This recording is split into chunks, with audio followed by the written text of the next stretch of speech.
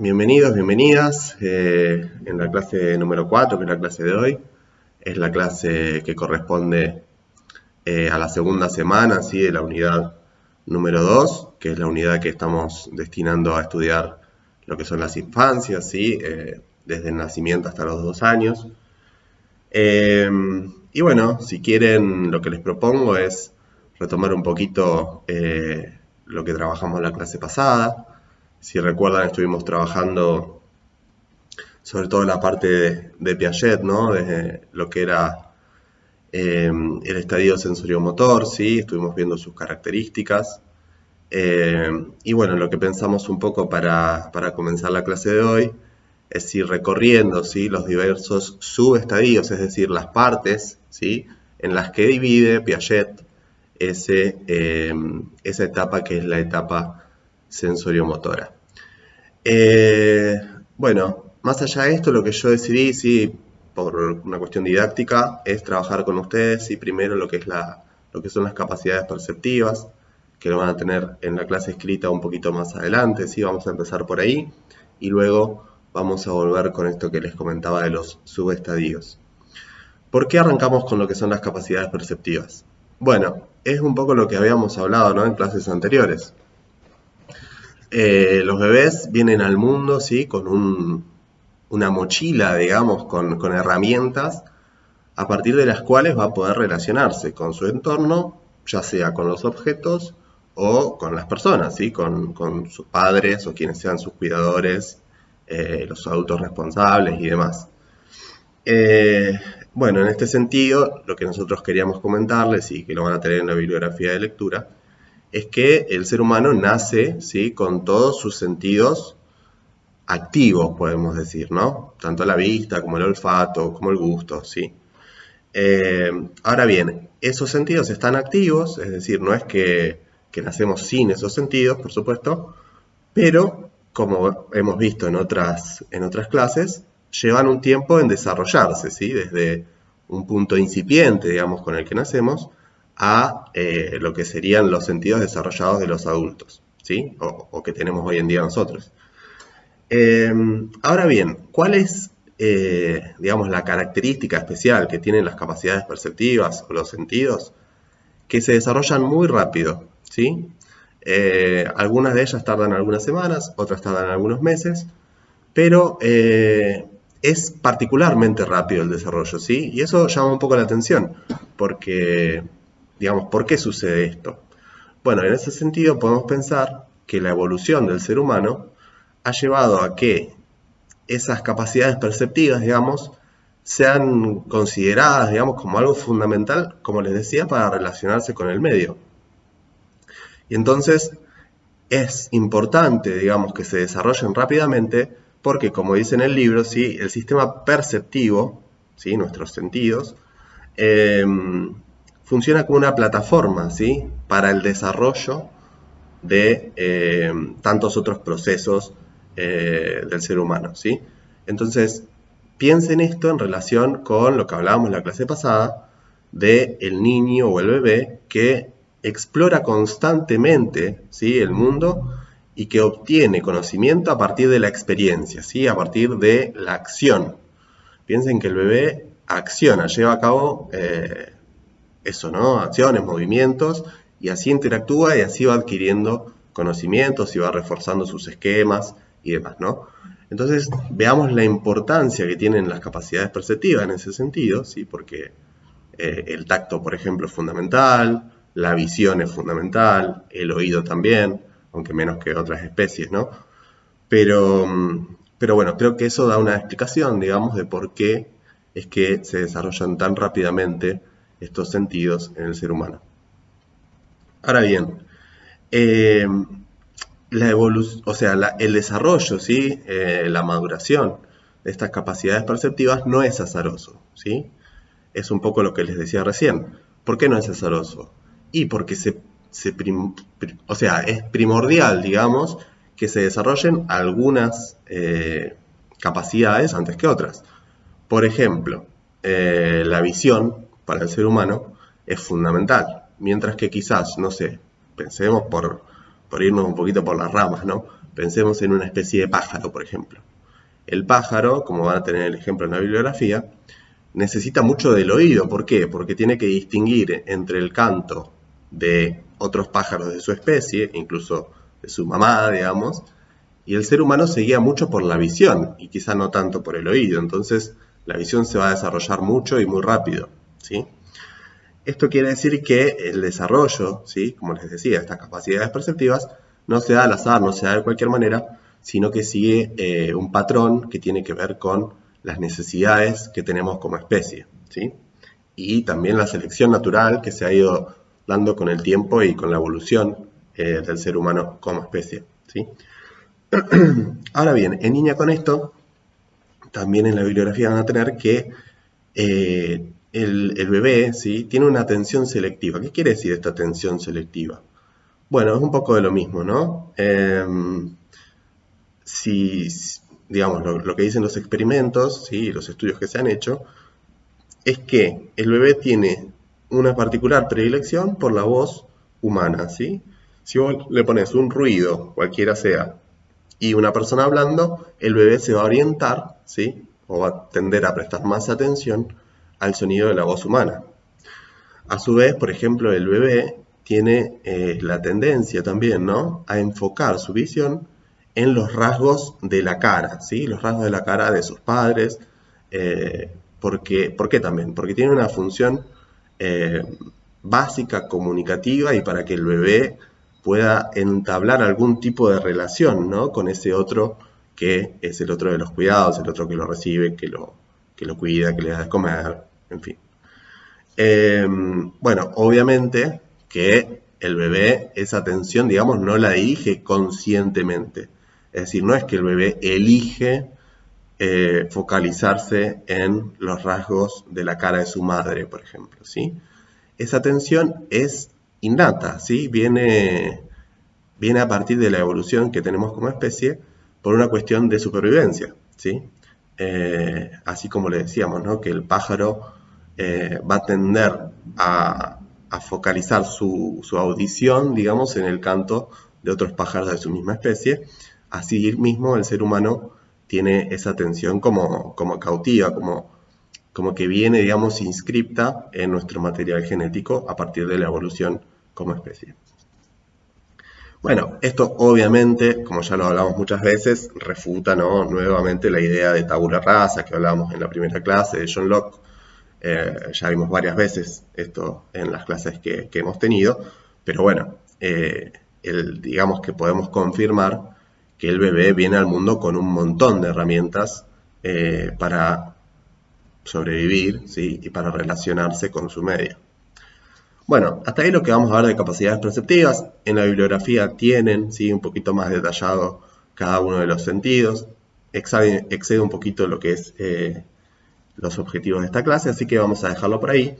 Creo que hablamos las cosas fundamentales y vamos a pasar a, como les decía, ver un poquito los subestadios, ¿sí?, que postula Piaget para el periodo sensoriomotor. Bueno, recuerden que el periodo sensoriomotor está caracterizado, ¿sí?, por la acción, ¿sí?, por el intercambio con el medio a partir de el accionar del bebé sobre el mundo, ¿sí?, sobre el mundo y sobre su propio cuerpo, como vamos a ver ahora. Bueno, Piaget propone 6 subestadios, ¿sí? Recordemos que más o menos desde el nacimiento hasta los 2 años que dura el periodo sensoriomotor.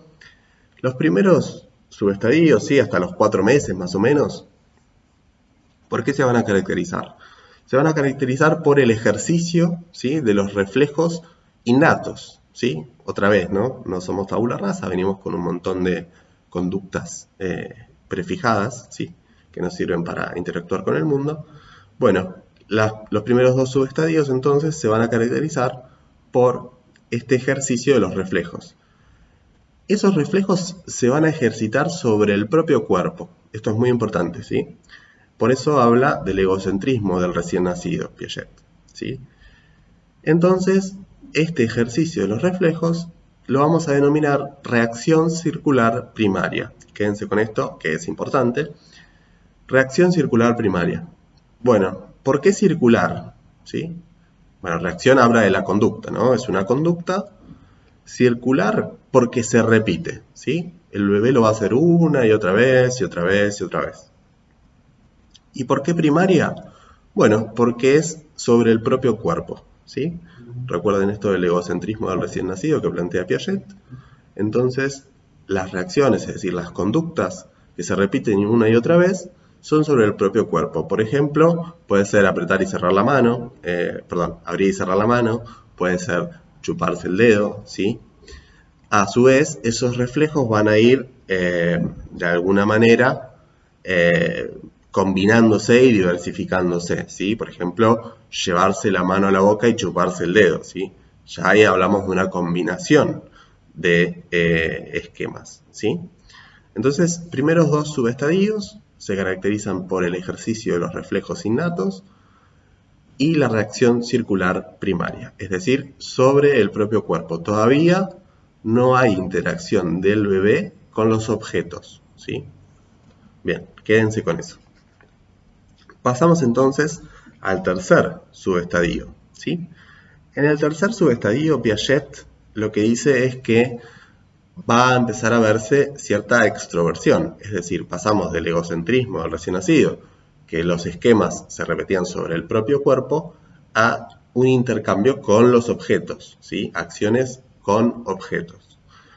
Ahora bien, esas acciones no van a ser intencionadas para Piaget, sino que van a ser accidentales. Es decir, el bebé se está moviendo en la cuna, por ejemplo, y de repente arrastra el pie por una madera y hace un ruido. Ese fenómeno es accidental, sí, porque el bebé no es que quería hacer eso, pero genera un fenómeno, ¿sí? Un ruido, que al bebé le parece muy interesante. ¿Por qué le parece muy interesante? No lo sé, ¿no? Pero bueno, digamos que es algo novedoso para él. Entonces es interesante, capta su atención. Bueno, entonces llega ahí por accidente, pero después lo va a buscar repetir. Recuerden, ¿no? Reacciones circulares. Va a intentar repetir esa conducta que lo llevó a tener ese evento que fue sorpresivo y que fue interesante, que es el ruido de la madera, ¿sí? Entonces va a empezar a repetir, ¿no? Otra vez. Va a pasar el pie por la madera, pasar el pie por la madera, pasar el pie por la madera y hacer el mismo ruido una y otra vez y otra vez y otra vez. Eso lo vamos a llamar reacción circular secundaria. Recuerden, reacción, conducta, ¿sí? Circular, que se repite y se repite y se repite. Secundaria, porque ya no es sobre el propio cuerpo, es decir, el chupeteo del dedo o abrir y cerrar la mano, sino sobre los objetos, ¿sí? Pasar el pie por la madera, ¿sí? Y hacer un ruido. Pasar la mano por la cuna y que, no sé, la tela de la cuna haga un ruido también, ¿sí? O levantar la mano, vieron que los bebés a veces tienen sobre la cuna los juguetitos que hacen ruido. Levantan la mano y lo golpean, ¿sí? Eso por primera vez pasa por accidente, el bebé no piensa que lo va a hacer. Ahora sucede, lo sorprende, se queda sorprendido y dice, bueno, hay que repetirlo. Entonces va a estar golpeando y golpeando y golpeando ese sonajero o lo que sea para producir el ruido, ¿sí? Reacción circular secundaria, es decir, sobre los objetos. Ahora bien, otra cuestión fundamental, acá en lo que es el tercer subestadio, ya no hablamos de los reflejos que son innatos, ¿sí?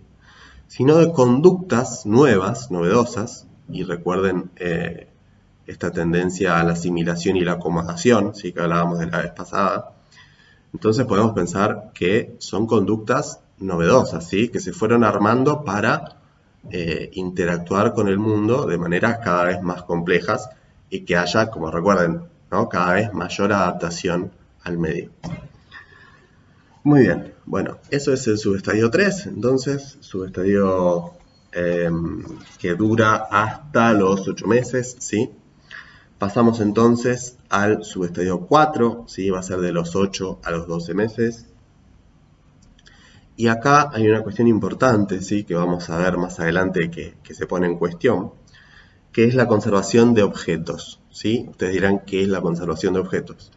Bueno, el ejercicio tradicional de Piaget, que por ahí conocen es el esconder un objeto abajo de un almohadón, ¿sí? Recuerden, Piaget trabajaba en la observación con sus hijos, ¿sí? En su casa, y entonces lo que hacía es un objeto, una pelota, lo que fuera interesante para el nene, la escondía abajo de un almohadón. Entonces, el nene, al principio, hasta este momento, una vez que dejaba de ver la pelota, ¿sí? Que se escondía la pelota abajo del almohadón, no entendía bien qué pasaba y ya está, seguía con su vida.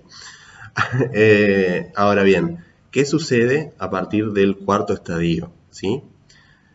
A partir del cuarto estadio, el bebé tiene lo que se llama conservación de objeto porque por más que ese objeto se esconda, ¿sí? se escape de su campo de visión, porque está atrás del almohadón, el bebé sabe que la pelota está ahí, ¿sí? Entonces piensen, el bebé tiene la pelota, Piaget la agarra, la muestra, qué sé yo, el bebé la ve y de repente la esconde atrás de un almohadón. El bebé ya no la puede ver. Sin embargo, a partir del subestadio número 4 para Piaget, después lo vamos a ver, ¿sí? Para Piaget, el bebé sigue teniendo en la mente que la pelota está detrás del almohadón donde su papá, en este caso, escondió esa pelotita, ¿sí? Conservación de objetos. Por más que no lo esté viendo en ese momento, sabe que está ahí, ¿sí? Hablamos de esto cuando hablamos de conservación de objetos. Se escapa de su campo de visión y, sin embargo, el bebé sabe que está atrás del almohadón. Bueno, acá la conducta, ¿sí? Empieza a ser intencional. Recuerdan que en el subestadio número 3, el bebé llegaba a esos espectáculos que les parecían novedosos por accidente, ¿sí? De repente, plum, levantó la mano y hizo un ruido, se quedó sorprendido, entonces repite para volver a generar ese mismo ruido. Ahora, el bebé tiene una intención, ¿sí? El bebé sabe que quiere producir un efecto sobre el mundo. Y entonces se dirige y hace eso, ¿sí? Hay intencionalidad. Después, si quedan dudas, lo que sea, lo podemos charlar en la clase de consulta, lo podemos explicar de otra manera, también lo pueden preguntar en el foro, obviamente. Bien, eso entonces es lo más importante del subestadio número 4, no es cosa menor. Recuerden que lo vamos a charlar después, a ver si esta teoría de Piaget se mantiene o no. Esto es de los 8 a los 12 meses, ¿sí? Quédense con eso también. Pasamos al subestadio número 5. ¿Sí? El subestadio número 5 es de los 12 a los 18 meses. Y acá, ¿qué es lo que tenemos? Acá tenemos la reacción circular terciaria. ¿Sí? Es la tercera, es la última. Quédense tranquilos, tranquilas, que acá termina lo de las reacciones circulares. Entonces, reacción circular terciaria. Conducta, ¿sí? Reacción, conducta. Circular, que se repite. Terciaria. ¿Cuál es la diferencia entre la terciaria y la secundaria? Bueno, la secundaria, la reacción circular secundaria, es repetir lo mismo sin ninguna variación, ¿sí? Es decir, levanta la mano y golpea el sonajero, levanta la mano y golpea el sonajero, siempre igual, siempre igual. Y el resultado, por lo tanto, es siempre el mismo, ¿sí? Ahora bien, en la reacción circular terciaria, ¿sí? El bebé, o el niño, ya en este caso, introduce variaciones, ¿sí? Modificaciones a su conducta para generar diferentes resultados, ¿sí? Es decir, no sé, por ejemplo, tira un objeto desde cerquita del piso. Entonces el objeto no hace tanto ruido. De repente levanta más la mano y lo tira desde más arriba. El objeto hace más ruido. O, no sé, tira un objeto parado y después lo tira acostado. Y después, no sé, cualquier otra cosa, ¿no? Es decir, el esquema que se está repitiendo, porque hay una repetición, es decir, el nene tira primero el objeto de un lugar, después del otro, se repite, pero con variaciones, es decir, primero más abajo, después más arriba, primero derecho, después de costado, ¿sí? Hay variaciones, no es siempre el mismo esquema, como la reacción circular secundaria, sino que es con variaciones, ¿sí? Ahí tenemos entonces la reacción circular terciaria, ¿sí? Es bastante más compleja, si lo piensan. Porque hay diferencias en la manera, ¿sí? De realizar ese esquema Y hay diferencia en los resultados que se obtienen y el bebé está atento a esos resultados, ¿sí? Entonces se da cuenta que si lo tira de más cerquita del piso no hace ruido y que si lo tira de más arriba hace mucho más ruido, ¿sí? Y se va percatando de esas diferencias. Bueno, acá la conservación de objeto va a estar bastante más desarrollada, ¿sí? Piaget va a decir que en el subestadio número 4 va a haber un error, ¿sí? En la conservación de objeto. No me quiero meter demasiado con eso, ¿sí? Pero quédense con esto, ¿no? En el subestadio número 5, la conservación de objeto está mucho más lograda, ya está mucho más afianzada, y ya el bebé no tiene problemas, digamos, con ello. Muy bien, pasamos al subestadio número 6, se me está haciendo un poquito largo el video. Subestadio número 6, entonces, déjenme ver, no me acuerdo nunca bien los meses, de los 18 a los 24 meses, ¿sí? Momento fundamental para Piaget, el subestadio número 6 es el pasaje del mundo de las acciones al mundo de las representaciones, ¿sí? Cambio fundamental, completamente fundamental, ¿sí? De los 18 a los 24 meses, llegando a los 2 años. ¿Qué pasa entonces? Recuerdan que en el periodo sensoriomotor, el bebé tiende a accionar sobre el mundo para ir adquiriendo conocimientos, ¿sí? Le pega a los objetos, los tira, los chupa, los que sea, ¿no? Bueno, a partir del subestadio número 6, va a empezar a haber representación, es decir, las acciones se van a interiorizar. Ya no le hace falta al niño o a la niña pegarle a un objeto para ver qué pasa, sino que ese proceso lo va a hacer primero a nivel mental y después, cuando llegue al resultado, lo va a trasladar al mundo de las acciones. Por ejemplo, el ejemplo que tienen es, se esconde una pelota abajo de una caja. Piensen que el bebé, ¿sí? El niño sensoriomotor, lo que va a hacer es probar diferentes maneras para sacar esa pelota de ahí. Muy bien, el niño que tiene acceso a la representación va a ver la situación, es decir, va a ver que la pelota está abajo de la caja y va a decir, ¿qué es lo que tengo que hacer? Bueno, tengo que levantar la caja de tal manera para que así pueda encontrar la pelota. Y lo va a hacer. Primero lo piensa y después lo lleva a la acción. Fíjense el cambio radical que implica esto, ¿no? Ya no es necesaria la experimentación y probar de una y otra manera, sino que el niño ya dice, bueno, esto es lo que tengo que hacer y lo hace, ¿sí? Esa es la representación. Primero se lleva ese proceso en la mente y después se ejecuta sobre el mundo real, sobre el mundo de los objetos. ¿Qué otra cosa va a permitir el acceso a la representación? Bueno, piensen en la terminología, ¿no? No se queden solo con esto, pero para este momento nos sirve. Representación, ¿sí? Va a servir para recrear, para volver a crear, ¿sí? En la mente o incluso en el vínculo con otros, en la comunicación, eventos que ya no están en la realidad. Piensen, por ejemplo, no sé, lo que desayunaron a la mañana. Bueno, eso ya no está, ¿no? Porque ya se lo comieron, ¿no? Ya lo tomaron y ya están a la tarde, qué sé yo. Sin embargo, pueden pensar y decir, bueno, hoy desayuné, no sé, mate con tostadas. Entonces, esa es la capacidad de representar, es decir, traer al presente algo que ya en la realidad no está ahí, ¿sí? Representar, ¿ok? Quédense un poquito con eso. No es una definición súper completa, pero a fines didácticos en este momento nos sirve para pensar en esto que les estamos planteando. Muy bien, para Piaget, cuando aparece la representación, están las condiciones dadas para que aparezca el lenguaje.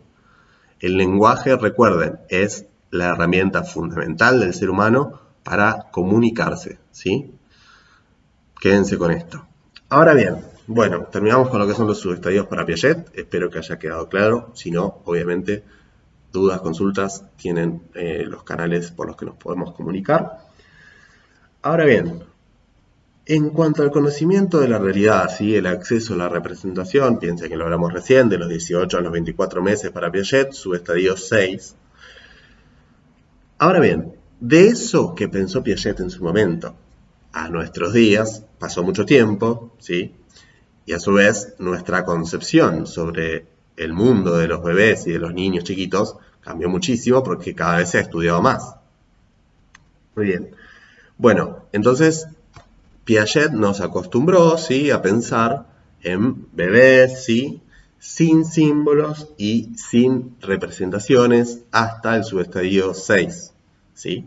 Hasta los 18 meses no había acceso a la representación, no había acceso a los símbolos, ¿sí? ¿Qué quiere decir esto? Que hasta los 18 meses no había nada de eso, ¿sí? Era todo accionar práctico sobre el mundo y que ahí había un salto cualitativo. Recuerden esto, ¿no?, que habíamos visto en clases pasadas.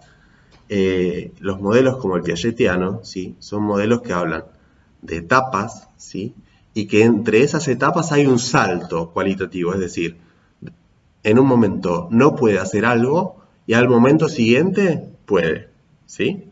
Es como que son dos escalones distintos. Piensen que eso en lo que es el campo científico, el campo de estudio actual, se ha dejado un poco de lado, ¿sí?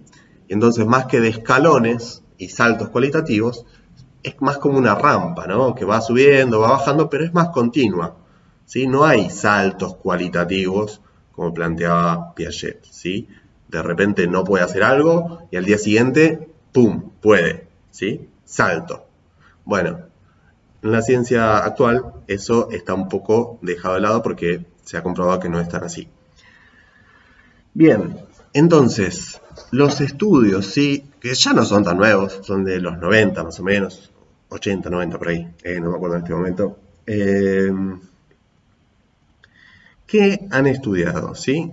Han estudiado y han visto y tienen el video en el campus, que es bastante interesante, que no existe esta discontinuidad que plantea Piaget, ¿sí?, estos saltos cualitativos, y que los bebés de hasta 3 meses de edad, piensen que a los 3 meses estamos en el subestadio 1 y 2, ¿sí?, para Piaget. Ni hablar de representación para Piaget. Que los bebés de esa edad de 3 meses ya presentan rasgos de conservación de objetos. Es decir, tienen el ejemplo que les subimos del videito. Hay, por ejemplo, un autito que pasa por atrás de un obstáculo y el bebé entonces dice, bueno, viene el autito bajando por acá, pasa por atrás del obstáculo y sale por el otro lado. ¿Cuándo? Porque los investigadores lo cambian, ¿no? Cuando el autito no sale por el otro lado, ¿sí?, el bebé se queda sorprendido. Esa reacción de sorpresa en el bebé nos da la pista de que hay un germen, digamos, unos inicios de conservación de objeto, ¿sí? Porque piensen que el bebé deja de ver el autito por un momento. Es decir, recuerden esto, ¿no? Piaget esconde el objeto atrás del almohadón. Bueno, sin embargo, el bebé de 3 meses espera que el autito de juguete, salga y vuelva a mostrarse por el otro lado del objeto, ¿sí?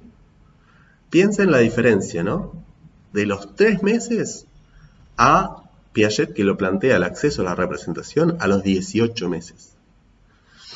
Perdón, me confundí yo. De los 3 meses a la conservación de objetos que comienza en el cuarto estadio, en el cuarto subestadio. Que, ya me fijo, de los 8 a los 12 meses, ¿sí? De los 3 a los 8 meses, son 5 meses de diferencia, que en la vida del bebé es un montón de tiempo. Así que bueno, fíjense cómo los avances científicos en el campo han, digamos, modificado un poco lo que pensamos sobre los bebés a día de hoy, lo que sabemos sobre los bebés y los niños pequeños a día de hoy. Y bueno, ahí tienen en la clase también que no es que esto le quita importancia a los desarrollos de Piaget, todo lo contrario. Si Piaget no hubiera planteado estas teorías que planteó, sería impensable, ¿sí?, hablar de este tipo de investigaciones como las que le estamos comentando ahora, ¿sí? Piaget fue pionero en el campo de la psicología evolutiva y muchos de sus postulados siguen vigentes a día de hoy.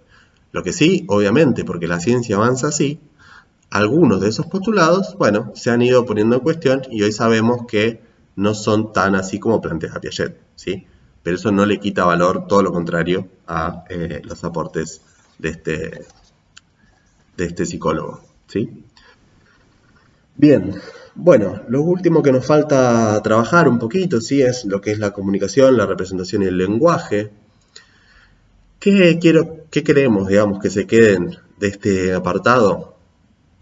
Bueno, tienen un poquito, ¿no? De cómo es la cuestión evolutiva como especie, ¿sí? Cómo el ser humano ha ido accediendo al lenguaje, a la capacidad de representar. Esto no siempre fue así, ¿sí? Piensen, por ejemplo, en la prehistoria, por ejemplo, antes de que estuviera la escritura o que hubiera los primeros dibujos rupestres en las cuevas, ¿sí? Esas son las primeras maneras de representar. Ahora, el ser humano está desde antes de eso, ¿sí? Es decir, no siempre hemos tenido como especie acceso a la representación, acceso al lenguaje, acceso a la comunicación tan efectiva y eficaz como es hoy en día, ¿sí? A su vez, bueno, obviamente el ser humano es la única especie que tiene la capacidad de hablar, ¿sí? Eso también marca una diferencia importante para con otras especies, ¿sí? Entonces, bueno, la capacidad de representar no estuvo siempre presente, ¿sí? Ha ido evolucionando con la historia del ser humano. Eh, Recuerden hitos importantes como esto que les decía, ¿no? Los primeros dibujos rupestres en las cuevas que representaban acciones en que, no sé, los humanos iban de caza, ¿sí? O algún tipo de evento importante para ellos. Y piensen en las primeras formas de escritura, ¿sí? Los jeroglíficos en Egipto, las primeras escrituras que se hicieron y de las que tenemos registros, ¿sí? Que marcan de alguna manera el inicio de la historia humana como tal, de la historia, digamos, a la que podemos acceder, ¿sí? Desde hoy en día. Entonces, piensen, digamos, los avances como especie y la evolución como especie que ha conllevado muchísimos años el ir perfeccionando esta manera de comunicarnos, ¿sí? Ahora bien, queda una parte que tiene que ver con la génesis, ¿sí? En el ser humano de la comunicación y del lenguaje. Van a tener un par de modelos, ¿sí? que se diferencian en el sentido de decir, bueno, ¿qué viene primero? Si viene primero la intención de comunicarse, o si tenemos primero acceso al lenguaje, o si cuando accedemos a la representación, como plantea Piaget, ya tenemos acceso al lenguaje, a los símbolos. Bueno, van a tener en la bibliografía un poquito sobre esto, ¿sí? No se enríen mucho con esto. Lo importante es que ustedes, digamos, detecten esta cuestión de, bueno, la importancia del lenguaje para comunicarnos, para establecer vínculos, para plantear nuestras necesidades y demás. Y este hecho de que no siempre los humanos nos comunicamos de la misma manera, ¿sí? Y que eso ha ido evolucionando a lo largo de la historia.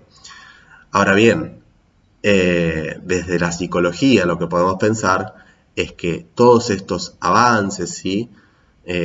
Todas estas capacidades tienen un sustento biológico en la mente, ¿sí? En el cerebro del ser humano que le permiten ir desarrollando estas habilidades y por lo tanto el cerebro se ha ido desarrollando también, ¿no? A lo largo del tiempo, a lo largo de la evolución de la especie, ¿sí? Y de alguna manera también, digamos, lo que tiene que ver con el acceso al habla, ¿sí? Al lenguaje, tiene que ver con las capacidades, ¿sí? del cerebro para procesar información y la tendencia, ¿sí? Que Piaget, recuerden que marcaba como innata, de adaptarse cada vez más al entorno y tener cada vez más éxito como especie, ¿sí? Poder prosperar como especie. Bueno, en líneas generales creo que esto es lo más importante de esta clase. Espero que se haya entendido. Sabemos que algunos temas pueden ser medianamente complejos. Les pedimos que si tienen dudas, si tienen consultas, nos las hagan saber, que utilicen los foros, ¿sí? Ya lo hablamos muchas veces. También vamos a tener clases de consulta. Así que bueno, los despido, que anden muy bien y bueno, les vuelvo a pedir disculpas por la demora en este video, pero bueno, la verdad que el tema de esta gripe me complicó bastante, así que bueno, recién ahora estoy un poco mejor y puedo subir esta clase. Así que bueno, les mando un saludo, espero que anden muy bien y nos estamos encontrando prontito. Hasta luego.